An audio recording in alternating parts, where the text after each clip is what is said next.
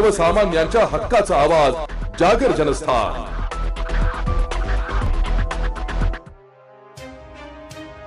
जळगावच्या चाळीसगाव तालुक्यातील वाघळी गावामध्ये मोठा तणाव निर्माण झालाय। अज्ञात व्यक्तींनी गावामध्ये लावलेल्या महापुरुषांचे बॅनर फाडल्यावरून हा तणाव निर्माण झाल्याचं समजतंय। वाघळी ग्रामस्थांनी गेल्या 2 तासांपासून चाळीसगाव जळगाव महामार्ग रोखून धरला होता।